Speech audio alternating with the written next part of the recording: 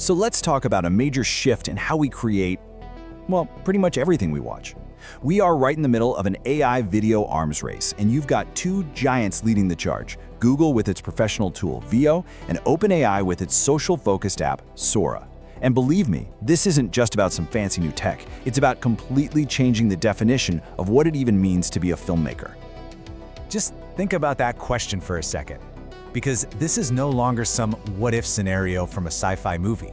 For millions of people, especially for marketers, for creators, for small businesses, this is the new reality. That huge barrier to creating high-quality, engaging video, it's just collapsing, and it's happening way faster than anyone really expected. The real question is, what does this new power actually look like when you use it? And when I say fast, I mean fast. Just look at this timeline from 2025. It's wild. In May, Google unveils Veo 3. By June, it's already on its way to YouTube Shorts. A month later, in July, it's rolled out globally. Then in September, it gets a massive upgrade for vertical video. And just when you think the dust is settling, bam! OpenAI drops its social app in October with a completely different philosophy. This isn't some slow evolution, you know? This is a flat-out sprint. Okay, so let's start with Google. They were the first major player to really plant their flag here. And their strategy? It's crystal clear. They are building a tool for professionals, for marketers, for anyone who needs to make polished content without a ton of hassle. So what is Veo 3x really designed to do?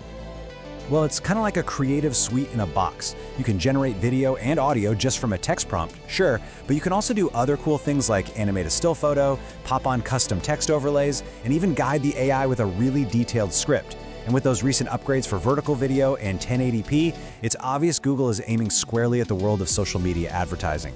They're promising brands the ability to crank out those authentic, user-generated style ads that, perform so well online. But there's a catch. The promise is huge, right? Create professional-looking ads without a big budget or a whole production team. The reality, though, is it's not quite perfect. There's a strict 8-second limit on how long a video can be, and testers have pointed out that sometimes the audio sync is a little off, or some visual details just aren't quite right. It's an unbelievably powerful tool for short-form stuff, but it's not about to replace a Hollywood director anytime soon.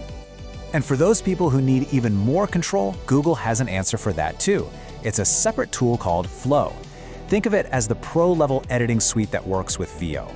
It gives you advanced camera controls, scene editing, all the things you need to manage your AI-generated assets. It really shows that Google is serious about serving both the creator who needs a quick ad and the high-end filmmaker. So, just as the world was getting its head around Google's professional business-first approach, OpenAI comes in with a totally different strategy. They're not just trying to build a tool, they're aiming to build a social network. And that, right there, is a whole new ballgame. And the killer feature of their new app, this thing called Cameo, it perfectly captures their unique angle. With your explicit consent, you can literally insert your own face and voice into any AI-generated scene. You can even invite your friends to star in it right alongside you. This totally shifts the focus from creating content about stuff to creating content starring you. It's personal. So what we're really seeing here are two completely different philosophies. You could say Google is building a tool for your brand. It's designed for marketing, for professional content on YouTube Shorts.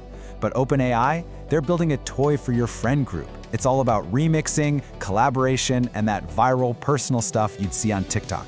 One is all about efficiency, the other is all about engagement. Now, this explosion in AI video is, without a doubt, super exciting. It unlocks these incredible creative doors. But it also opens a massive Pandora's box of very complex, very real issues that we are only just now starting to deal with. This quote from Search Engine Land, it just perfectly captures the central fear, doesn't it? When creating a video becomes as easy as typing a single sentence, what happens to our feeds? Are they just going to be flooded with low-quality, unoriginal, or even harmful content that people are already calling AI slop? On the one hand, the promise is the total democratization of creativity. I mean, anyone with an idea can now be a video producer. Small businesses can make amazing ads on a shoestring budget. Entirely new forms of storytelling are suddenly possible for everybody. It really is a massive leveling of the playing field. But on the other side of that coin, the dangers are just as real. We're looking at the rise of hyper-realistic deepfakes incredibly complex copyright battles over training data, and this immense pressure on human creators who now have to compete with an infinite stream of AI stuff. And that's not even getting to the whole issue of using someone's likeness without their permission. And listen, this isn't just some abstract theoretical problem. This actually happened. When OpenAI first launched Sora, they had an opt-out policy for copyright, and the result? The internet was immediately filled with things like criminal Pikachu. Yeah, the public outcry was so fast and so intense that OpenAI had to reverse its policy almost overnight. It just shows you how sensitive and chaotic this new landscape really is. So, in response, the platforms are racing to put up some guardrails. Both companies are using watermarks, some you can see and some are invisible digital signatures, to identify AI content. They're building these really strict consent-based systems for features like cameos, and they're using filters to block harmful prompts. But the challenges are still there. I mean, tutorials on how to remove those watermarks are already all over the internet. So, where does all of this leave us? The tech is here. It's not going back in the box.